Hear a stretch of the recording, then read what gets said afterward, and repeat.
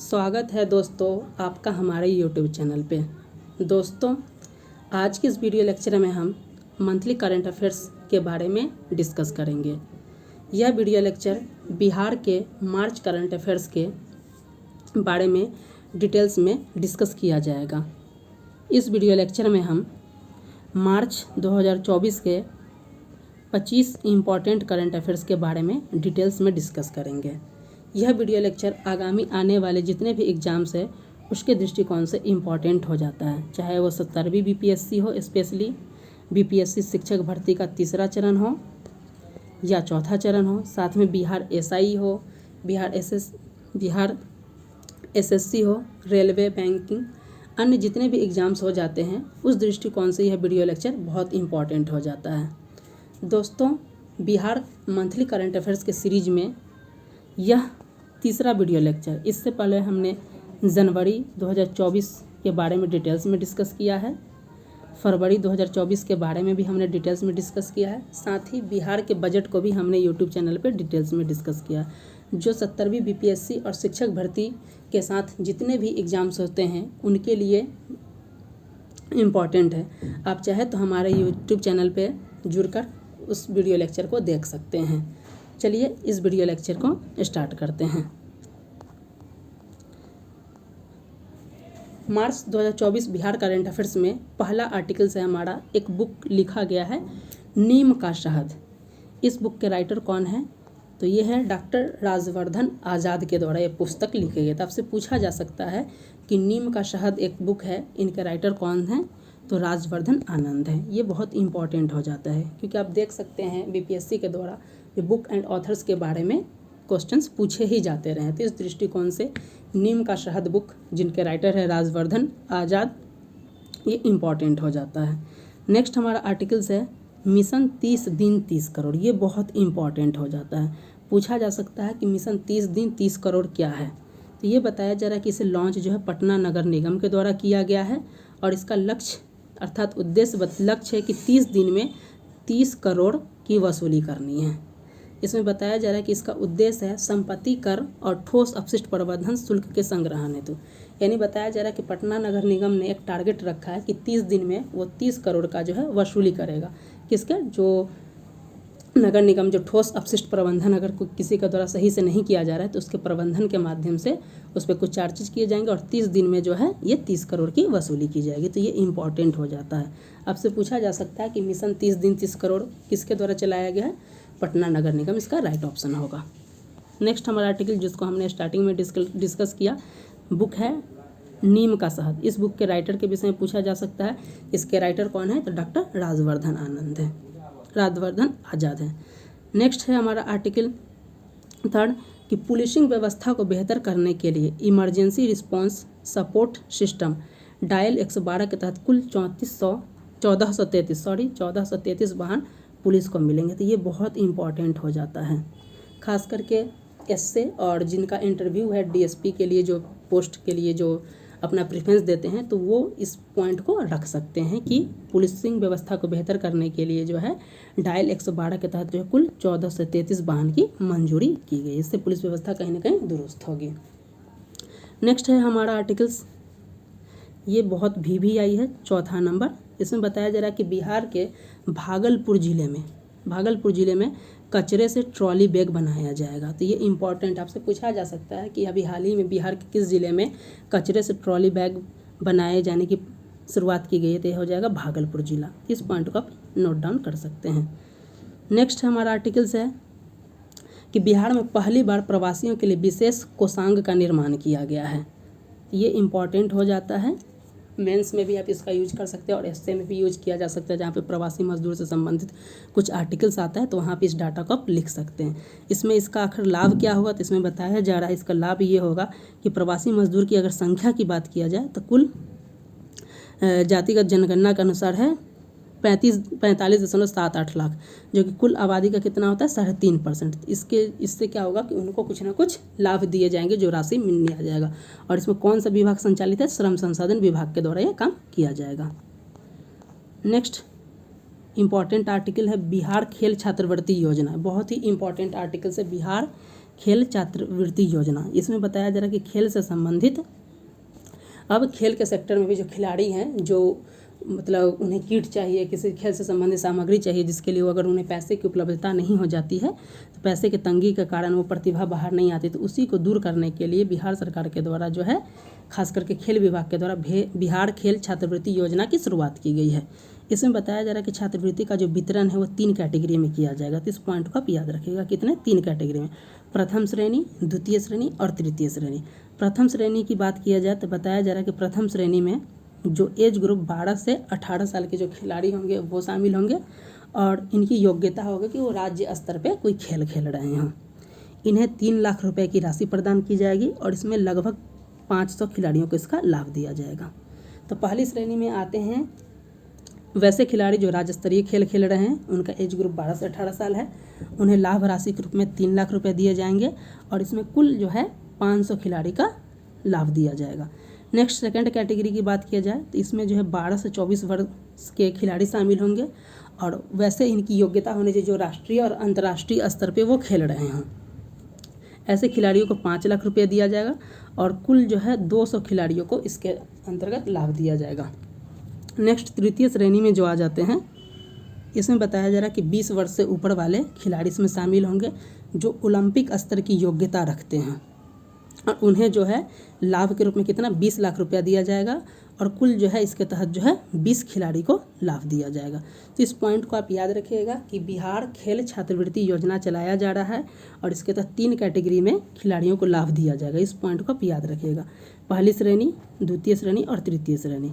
पहली श्रेणी में जो होंगे जो राज्य स्तर के खेल खेल रहे हैं उन्हें दिया जाएगा कितना? 3 लाख रुपये। द्वितीय श्रेणी में वैसे खिलाड़ी आएंगे जो राष्ट्रीय और अंतर्राष्ट्रीय स्तर की खेल में योग्यता रख रहे हैं, उन्हें 5 लाख रुपया दिया जाएगा, और वैसे खिलाड़ी जो ओलंपिक की योग्यता रख रहे हैं उन्हें 20 लाख रुपया दिया जाएगा।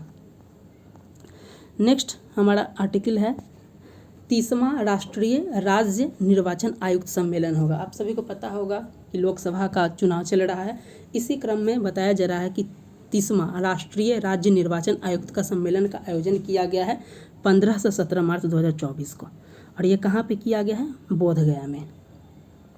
बोधगया में कहाँ? महाबोधि संस्कृति केंद्र, और इसके जो उद्घाटनकर्ता थे ये बिहार के राज्यपाल हैं राजेंद्र विश्वनाथ अर्लेकर द्वारा, और ये बिहार के कैमे राज्यपाल हैं? तो 41वें नंबर का। ये इंपॉर्टेंट पॉइंट हो जाता है, आपसे पूछा जा सकता है कि 30वां राष्ट्रीय राज्य निर्वाचन आयोग सम्मेलन का आयोजन कहाँ पे किया गया है?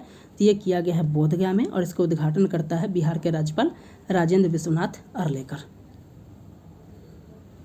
नेक्स्ट आर्टिकल की तरफ चलते हैं, बिहार दिवस।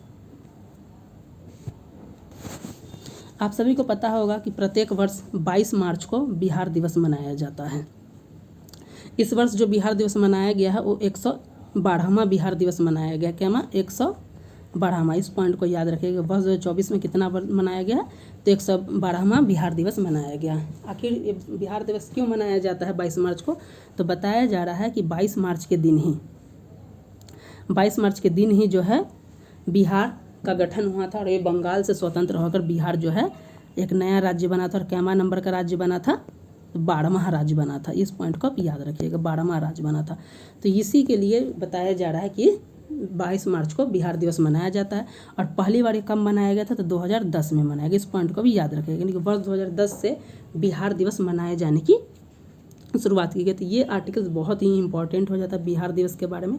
हो सकता है इसे डायरेक्टली प्रश्न नहीं पूछा जाए, लेकिन इनडायरेक्टली प्रश्न पूछा जा सकता है कि बिहार का गठन कब हुआ? तो 22 मार्च 1912 को। ये किससे? तो बंगाल से अलग होकर बना था, और कैमा राज्य बना था? 12वां। और सबसे इम्पॉर्टेंट पॉइंट हो जाता है कि बिहार दिवस मनाए जाने की शुरुआत कब से की गई है? तो वर्ष 2010 से इसकी शुरुआत की गई है। वर्ष 2024 में इसका कैमा दिवस मनाया गया, तो 112वां दिवस मनाया गया है। नेक्स्ट है हमारा जो कि बहुत ही इम्पॉर्टेंट आर्टिकल्स है। इसमें बताया जा रहा है कि ONGC तेल और प्राकृतिक गैस निगम ने तेल और गैस की आपूर्ति के लिए बिहार में कुआं खोदने की योजना बनाई है, और इसकी पहली ड्रिलिंग जो है 2024 में कहाँ से किया जाएगा? तो समस्तीपुर से किया जाएगा। ये बहुत इंपॉर्टेंट है, आपसे डायरेक्टली पूछा जा सकता है कि बिहार में तेल और गैस की आपूर्ति के लिए कुआं खोदा जा रहा है, ये किस कंपनी के द्वारा किया जा रहा है? BPCL हो जाएगा, IOL हो जाएगा या ONGC? इसका राइट आंसर हो जाएगा ONGC के द्वारा किया जा रहा है। और किस जिले में किया जा रहा है? तो समस्तीपुर में किया जा रहा है। बहुत ही इंपॉर्टेंट आर्टिकल्स हो जाता है। नेक्स्ट बताया जा रहा है हमारा नेक्स्ट अगला आर्टिकल है 10 नंबर, ये भी इम्पॉर्टेंट है कि बिहार में चल रही एकीकृत जल संसाधन प्रबंधन परियोजना के लिए जो ऋण पैसा की उपलब्धता, इसके लिए ऋण के राशि के रूप में कौन ऋण उपलब्ध कराएगा? तो विश्व बैंक के द्वारा कराया जाएगा। ये बहुत ही इंपॉर्टेंट हो जाता है। आपसे पूछा जा सकता है कि बिहार में जो एकीकृत जल संसाधन प्रणाली है, इसको ऋण चाहिए तो ऋण कौन सा बैंक उपलब्ध करा रहा है? आपसे ऑप्शन दिया जाता है एशियाई विकास बैंक, विश्व बैंक या और भी कोई बैंक का ऑप्शन हो सकती है। तो इसका राइट आंसर हो जाएगा विश्व बैंक हो जाएगा। इस पॉइंट को भी याद रखिएगा। बताया जा रहा है कि इस एकीकृत जल संसाधन प्रबंधन परियोजना के तहत जो कुल 4415 करोड़ रुपए इस पर खर्च होंगे 6 वर्षों के अंतर्गत में। पूछा जा सकता है कि कुल कितनी राशि खर्च होगी? तो 4415 करोड़ रुपए खर्च होंगे 6 वर्षों में, जिसमें बिहार सरकार 30% खर्च करेगी और विश्व बैंक जो कितना खर्च करेगी? 4415 का 70% विश्व बैंक के द्वारा खर्च उठाया जाएगा। तो ये इंपॉर्टेंट हो जाता है। नेक्स्ट हमारा आर्टिकल जो कि बहुत ही इंपॉर्टेंट हो जाता है, climate resilient and low carbon development pathway report. एक रिपोर्ट तैयार किया गया किसके द्वारा? UNEP संयुक्त राष्ट्र पर्यावरण कार्यक्रम और बिहार राज्य प्रदूषण नियंत्रण बोर्ड के द्वारा। पूछा जा सकता है कि रिपोर्ट किसके द्वारा तैयार किया गया है? तो संयुक्त राष्ट्र पर्यावरण कार्यक्रम और बिहार राज्य प्रदूषण नियंत्रण बोर्ड के द्वारा climate resilient and low carbon development pathway report जारी किया गया है। इस रिपोर्ट के बारे में ये बताया जा रहा है, सबसे पॉइंट ये इम्पॉर्टेंट है क्योंकि जहाँ 2070 में भारत का है नेट जीरो कार्बन, भारत का लक्ष्य है कि हम 2070 तक नेट जीरो कार्बन का लक्ष्य हासिल कर ले। वहीं पे बिहार की बात की जा रही है कि ये बढ़कर बिहार में जो ग्रीन हाउस गैस का उत्सर्जन बढ़कर कितना हो जाएगा?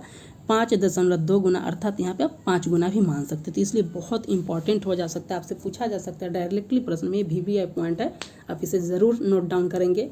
पूछा जा सकता है कि climate resilient and low carbon development के अनुसार वर्ष 2070 तक बिहार में ग्रीन हाउस गैस का उत्सर्जन बढ़कर कितना हो जाएगा? तो यह होगा 5.2 गुना, अर्थात 5 गुना भी ऑप्शन रहेगा तो वो हो जाएगा, लेकिन एग्जैक्टली 5.2 गुना। और इस रिपोर्ट को किसके द्वारा तैयार किया गया? तो संयुक्त राष्ट्र पर्यावरण कार्यक्रम और बिहार राज्य प्रदूषण नियंत्रण बोर्ड के द्वारा। इसमें बताया जा रहा है कि वर्ष 2018 में ग्रीन हाउस गैस का उत्सर्जन जो बताया जा रहा है लगातार बढ़ रहा है और ये कितना था 2018 में? 3.3%। और ये लगातार वृद्धि हो रहा है। अगर बताया जा रहा है कि इस वृद्धि को अगर नहीं रोका गया तो 2070 में जो भारत का लक्ष्य है नेट जीरो कार्बन, आपसे यहाँ से एक और प्रश्न पूछा जा सकता है कि भारत में नेट जीरो कार्बन का लक्ष्य कब तक है इन भारत सरकार का? तो 2070 तक है। और बिहार का इस स्थिति में ग्रीन हाउस गैस का उत्सर्जन बताया जा रहा है इस रूप में कितना बढ़कर हो जाएगा? तो 5.2 गुना बढ़कर हो जाएगा। तो ये बहुत ही इम्पॉर्टेंट है, आपसे एग्जाम में पूछे जा सकते हैं। नेक्स्ट है हमारा आर्टिकल जो कि बहुत ही इम्पॉर्टेंट है, VVI है कि बिहार की जो चाय, बिहार में आपको पता होगा कि किशनगंज में चाय की खेती होती है। आपसे इनडायरेक्टली प्रश्न में पूछा जा सकता है कि बिहार के किन जिलों में चाय की खेती होती है? तो किशनगंज में, किशनगंज को बिहार का दार्जिलिंग भी कहा जाता है। तो बिहार की चाय की नई जो चाय की खेती होती है, तो बिहार की चाय को एक नया पहचान मिला है। कौन? व्यापार चिन्ह रजिस्ट्री के द्वारा। व्यापार चिन्ह रजिस्ट्री के द्वारा जो है इसे बिहार टी के ट्रेडमार्क को मंजूरी दे दी गई है। इसका अर्थ है कि अब इसको प्रमोट किया जा सकता है। तो आपसे पूछा जा सकता है कि बिहार की जो चाय है उसको किस नाम से ट्रेडमार्क दिया गया है? तो बिहार टी के नाम से दिया गया। आप यहाँ पे इस पिक में देख सकते हैं कि बिहार टी है, इसे जो है रजिस्ट्री के द्वारा जो है बिहार टी के नाम से इसकी ब्रांडिंग की गई है। नेक्स्ट हमारा ये भी बहुत इंपॉर्टेंट हो जाता है, नाबार्ड का एक आर्टिकल है। इसमें बताया जा रहा है कि राष्ट्रीय कृषि और ग्रामीण विकास बैंक अर्थात नाबार्ड ने वर्ष 2024-25 में बिहार के लिए 2,43,093 अर्थात 2.43 लाख करोड़ ऋण की क्षमता का अनुमान लगाया। यानी कि वर्ष 2024-25 में बिहार में कितना ऋण है? तो यह है 2,43,093 करोड़। तो ये बहुत ही इंपॉर्टेंट, आपसे डायरेक्टली एग्जाम में पूछे जा सकते हैं कि नाबार्ड के अनुसार बिहार में कितना ऋण है? तो 2,43,093 करोड़। नेक्स्ट अगला इंपॉर्टेंट आर्टिकल से, ये भी आर्टिकल्स बहुत इंपॉर्टेंट है। बिहार में मनरेगा की मजदूरी दर है उसमें वृद्धि की गई है और कितनी वृद्धि की गई है? तो 17 रुपया की वृद्धि की गई है। तो पूर्व में बिहार में कितना था मनरेगा का मजदूरी दर? आपको मनरेगा के बारे में पता ही होगा कि 2005 में मनरेगा का एक्ट लाया गया था, NREGA act NRGS NREGS act 2005 में लाया गया था और 2006 में ये लागू हो गया था। और 2006 में आपको पता होगा कि नरेगा के नाम से इसकी शुरुआत की गई थी। कहाँ से? आंध्र प्रदेश के अनंतपुर से किया गया था।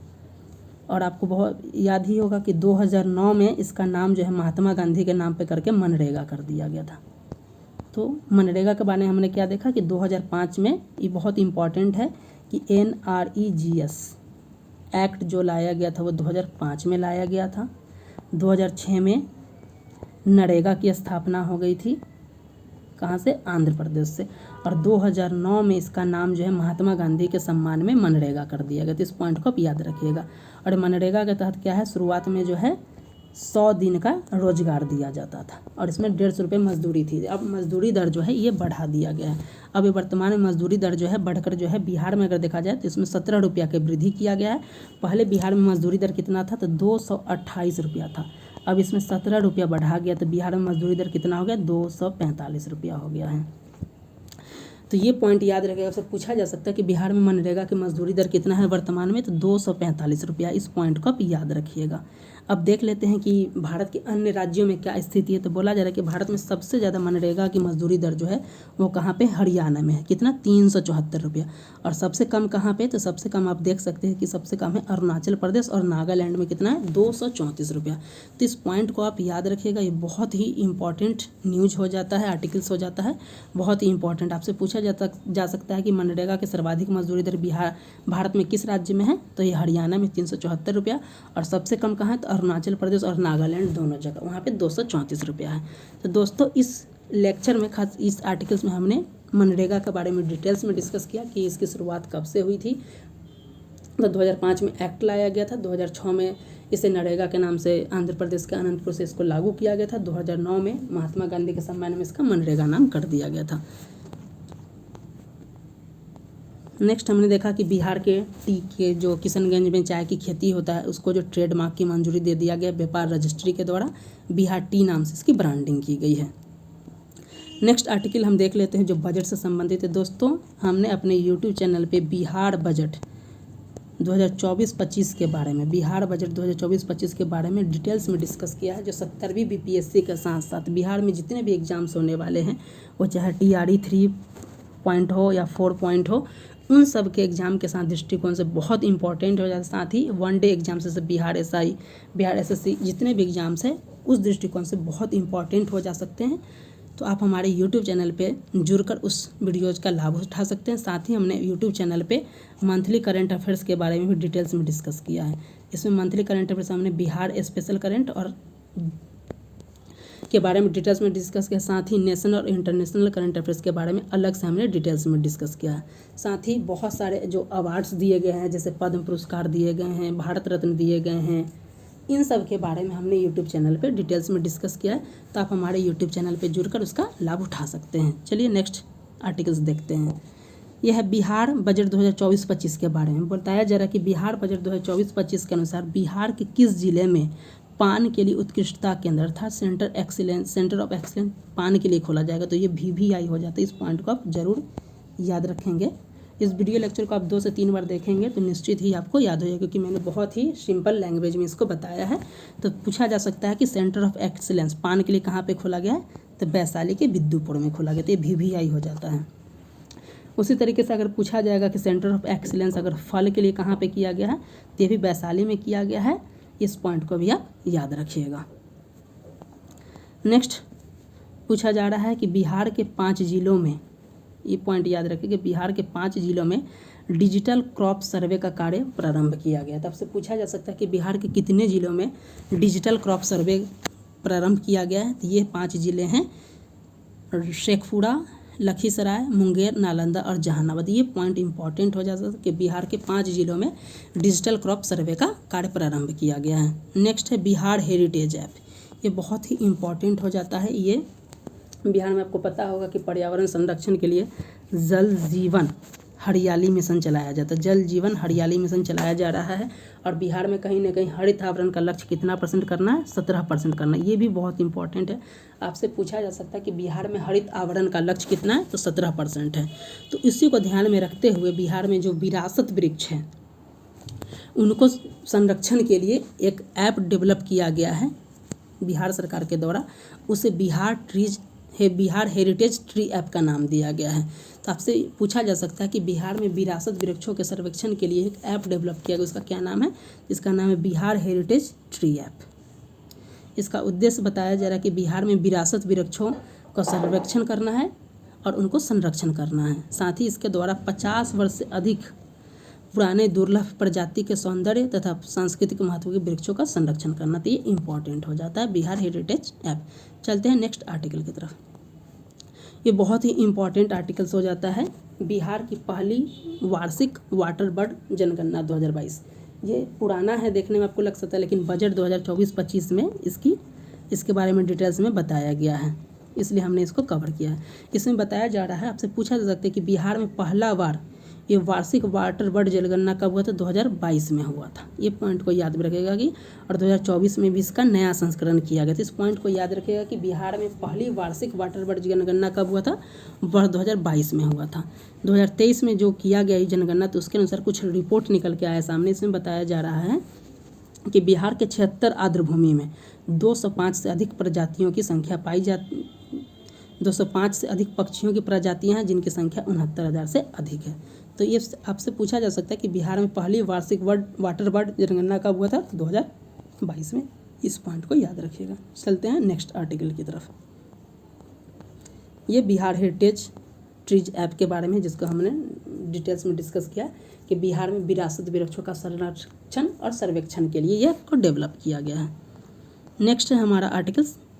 इसमें आपको पता होगा कि बिहार में माननीय प्रधानमंत्री जी का आगमन हुआ है, और जब वो यहाँ पे आए हैं तो बहुत तरीके की उनके द्वारा घोषणाएं की गई हैं। उन घोषणाओं के बारे में हम डिटेल देख लेते हैं, ये एग्जाम्स के दृष्टिकोण से इम्पॉर्टेंट हो जाता है। बताया जा रहा है कि 2 मार्च को वे आए थे पहली बार बिहार में 2024 में, औरंगाबाद और बेगूसराय की वो यात्रा पे थे। उसके बाद बताया जा रहा है कि दूसरी बार वो 6 मार्च 2024 को आएंगे और बेतिया के यात्रा पे रहेंगे। तो ये इंपॉर्टेंट हो जाता है, आपसे पूछा जा सकता है कि 2024 पहली बार कब है, तो 2 मार्च 2024 को औरंगाबाद और बेगूसराय में आए थे। उसके बाद वे 6 मार्च को भी आएंगे और बेतिया में आएंगे। तो देख लेते हैं कि 2 मार्च को आए हैं तो फिर उन्होंने क्या घोषणाएं की हैं। इसमें बताया जा रहा है कि 2 मार्च को जब वो आए तो औरंगाबाद से वो कुल 21,400 परियोजना की घोषणा की हैं। तो कुल कितनी परियोजना का, 21,400 करोड़ रुपए की परियोजना का घोषणा की है औरंगाबाद से। ये पॉइंट इंपॉर्टेंट हो जाता है। इन घोषणा में क्या क्या शामिल है, तो बताया जा रहा है कि गंगा नदी पे 6 लेन वाले पुल का शिलान्यास किया गया है और यह पटना रिंग रोड का हिस्सा है। नेक्स्ट बताया कि नमामि गंगे के तहत 2190 करोड़ की 12 परियोजनाओं का उद्घाटन किया गया। तो ये इंपॉर्टेंट हो जा सकता है कि पूछा जाए कि देखिए, पहला है तो टोटल 21,400 का, जिसमें पहला है गंगा नदी पे 6 लेन वाले पुल का किए हैं। दूसरा नमामि गंगे के तहत 2190 करोड़ का 12 परियोजना का। नेक्स्ट है पटना में यूनिटी मॉल अर्थात एकता मॉल का शिलान्यास किए हैं।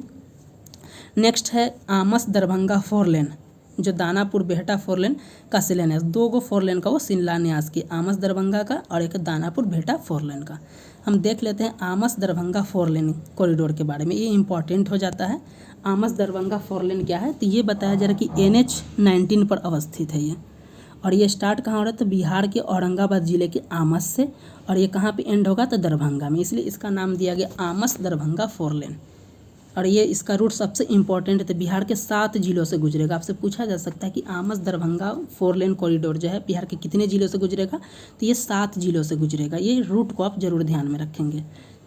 औरंगाबाद से स्टार्ट होगा, उसके गया, जहानाबाद, पटना, वैशाली, समस्तीपुर होते हुए ये दरभंगा में चला जाएगा, ये खत्म हो जाएगा दरभंगा में। तो ये आमस दरभंगा 4 लेन कॉरिडोर जो है बिहार के 7 जिलों से गुजरेगा।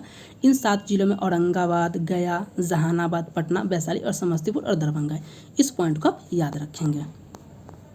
नेक्स्ट, जब वो पश्चिम चंपारण में 6 मार्च अर्थात बेतिया में आए थे तो उनके द्वारा क्या घोषणाएं की गई है, उनके बारे में हम देख लेते हैं कि उन्होंने क्या घोषणा की। इसमें सबसे इंपॉर्टेंट हो जाता है विकसित भारत और विकसित बिहार के बारे में उन्होंने घोषणा की है। तो इस पॉइंट को याद रखिएगा कि विकसित बिहार और विकसित बिहार के तहत उन्होंने टोटल जो है 12,800 करोड़ रुपए 12,800 करोड़ रुपए का शिलान्यास किए हैं विकसित भारत विकसित बिहार के तहत। इस पॉइंट को आप याद रखिएगा, विकसित भारत के तहत 12,800 करोड़ रुपये का उन्होंने बहुत सारी योजनाओं की उन्होंने नींव रखी, जिनमें पहला है पूर्वी और पश्चिमी चंपारण, गोपालगंज, सिवान में गैस वितरण परियोजना का उन्होंने शुभारंभ किया। सुगौली तथा लौरिया में अनाज आधारित इथेनॉल सुविधा का उन्होंने उद्घाटन किया है। नेक्स्ट है पटना में दीघा सोनपुर रेल सह सड़क पुल के समानांतर 6 लेन केबल ब्रिज पुल का निर्माण का शिलान्यास किए। बिहार में 2 नई वंदे भारत एक्सप्रेस का अनावरण किया गया है। पहला था पटना गोमती नगर और दूसरा पटना न्यू जलपाईगुड़ी रोड पे चलाया गया। तो ये हमने प्रधानमंत्री जी की बिहार यात्रा से संबंधित आर्टिकल्स को देखा। अब चलते हैं नेक्स्ट आर्टिकल तक। ये आर्टिकल्स बहुत इंपॉर्टेंट हो जा रहा है। इसमें बताया जा रहा है कि बिहार के सभी जिलों में अर्थात 38 जिलों में, तो बिहार के सभी 38 जिलों में आम्रपाली केंद्र खोला जाएगा। तो ये आम्रपाली केंद्र आखिर होता क्या है?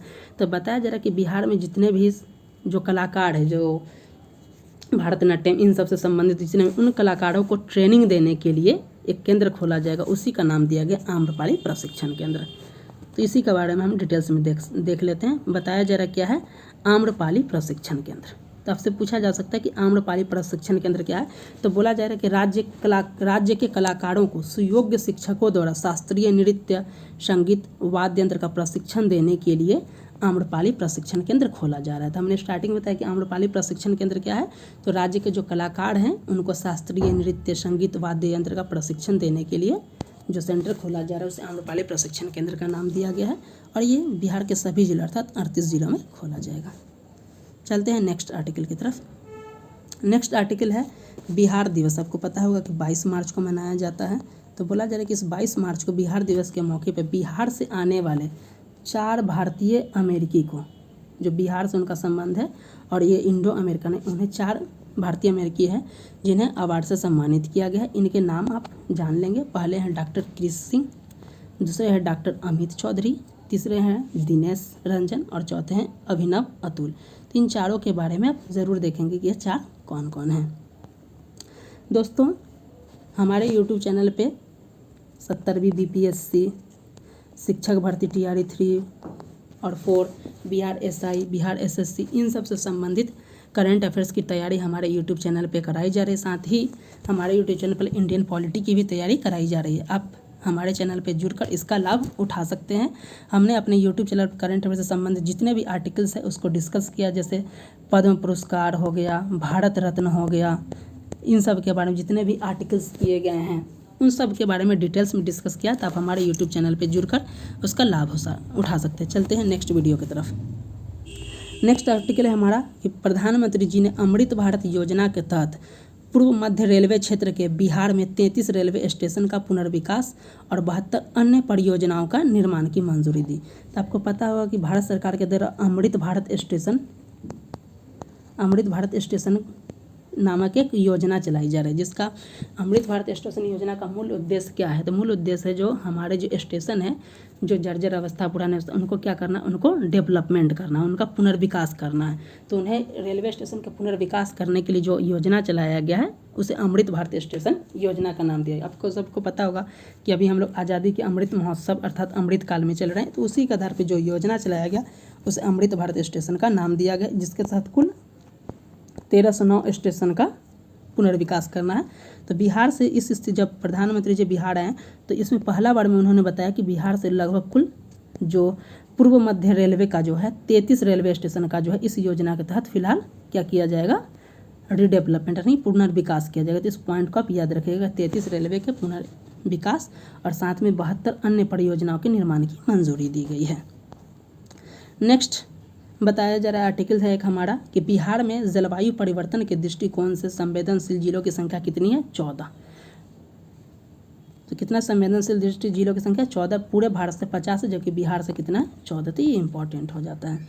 नेक्स्ट है हमारा बिहार से मैथिली ठाकुर को cultural ambassador of the year का अवार्ड दिया गया। तो ये भी इंपॉर्टेंट हो जाए, आपसे पूछा जा सकता है कि cultural ambassador of the year का सम्मान बिहार से किस व्यक्ति को मिला है? तो ये मैथिली ठाकुर को मिला है। आप इनका भी फोटो भी देख सकते हैं। इन्हें कल्चरल एम्बेसडर का अवार्ड दिया गया है बिहार से मैथिली ठाकुर को। नेक्स्ट हमारा आर्टिकल है बिहार क्लाइमेट एक्शन कॉन्क्लेव। ये बहुत ही इम्पॉर्टेंट VVI हो जाता है कि किस तरीके का सम्मेलन बिहार में हुआ है और क्लाइमेट चेंज को ध्यान में रखते हुए किया गया, तो ये इंपॉर्टेंट हो जाता है। आपसे प्रश्न पूछा जा सकता है कि बिहार क्लाइमेट एक्शन कॉन्क्लेव का आयोजन बिहार में कहाँ पे किया गया है, तो बिहार के पटना में किया गया है। कहाँ पे कब किया गया है? 4 मार्च को 2024 को कहाँ पे किया गया? पटना में किया गया। और इस तरीके का जो सम्मेलन है पहला बार बिहार में इस तरीके का किया गया, तो ये इंपॉर्टेंट हो जा सकता है। आपसे डायरेक्टली प्रीलिम्स में पूछा जा सकता है कि बिहार क्लाइमेट एक्शन कॉन्क्लेव का आयोजन कहाँ पे किया गया, तो पटना में। बताया जा रहा है कि देश में पहला तरीके का एक कॉन्क्लेव है जिसका आयोजन बिहार में किया गया है और जिसका मूल उद्देश्य क्या बताया जा रहा है कि बिहार के लिए जलवायु लचीला और कम कार्बन के विकास को मसौदा को कम करने के लिए किया गया। इससे पहले हमने स्टार्टिंग में देखा कि एक रिपोर्ट आया था, उसमें बताया गया था कि 2070 तक बिहार में बोला गया था ग्रीन हाउस गैस कितना हो जाएगा, ये 5.2 गुना बढ़कर हो जाएगा। और 2070 तक भारत का लक्ष्य है नेट जीरो कार्बन, और बिहार में कितना उत्सर्जन हो रहा है? 5.2 गुना बढ़े। तो उसी को ध्यान में रखते हुए बताया जा रहा है कि बिहार क्लाइमेट एक्शन कॉन्क्लेव किया गया है पटना 2024 में। और ये इस तरीके का पहला, और इसमें जलवायु लचीला और कम कार्बन की, हमको कार्बन का जो है इसको कम करने के लिए इस तरीके का काम किया जा रहा है। इसका लागत जो है इस पर कुल 108 करोड़ खर्च किए जाएंगे और लगभग 26 परियोजनाओं को इसमें स्वीकृति दी गई है। इसमें जो कुछ दिए गए हैं उसमें सबसे इम्पॉर्टेंट हो जाता है पहला कि राज्य के सभी ब्लॉक, आपको पता हो जितने भी ब्लॉक है 543 ब्लॉक में वायु गुणवत्ता निगरानी सेंसर द्वारा एकीकृत डैशबोर्ड का अनावरण किया गया है। और नेक्स्ट सबसे इम्पॉर्टेंट बताया जा रहा है कि इसका एक घटक यह भी है कि डॉल्फिन रिसर्च सेंटर की स्थापना इस कार्यक्रम का एक हिस्सा है। तो वही बताया जा रहा है कि भारत और एशिया का पहला डॉल्फिन रिसर्च सेंटर कहाँ पे बनाया गया, तो पटना, अर्थात पटना विश्वविद्यालय में बनाया गया। तो ये बहुत ही इंपॉर्टेंट हो जाता है कि भारत का ही नहीं बल्कि एशिया का पहला डॉल्फिन रिसर्च सेंटर कहाँ पे बनाया गया, तो पटना में बनाया गया है। तो यह इस कार्यक्रम का हिस्सा है। तो दोस्तों, इस वीडियो लेक्चर में हमने बिहार मार्च मंथ के 25 करंट अफेयर्स के बारे में डिटेल्स में डिस्कस किया। दोस्तों, आप हमारे YouTube चैनल पर जुड़ सकते हैं और BPSC से संबंधित 70वीं BPSC हो, बिहार शिक्षक भर्ती हो, इन सब से संबंधित करंट अफेयर्स की तैयारी हमारे YouTube चैनल पे कराई जा रही है। साथ ही सेक्शनल वीडियो के रूप में भारत रत्न, पद्म पुरस्कार, इन सब के जितने भी अवार्ड्स की घोषणा की गई है उन सब से संबंधित चैनल को हमारे YouTube चैनल पे बताया गया। साथ ही इंडियन पॉलिटी के लेक्चर को भी हमारे YouTube चैनल पे बताया गया। तो आप हमारे YouTube चैनल पे जुड़कर उसका लाभ उठा सकते हैं। इस वीडियो लेक्चर में बस इतना ही। मिलते हैं नेक्स्ट वीडियो के साथ, तब तक के लिए धन्यवाद।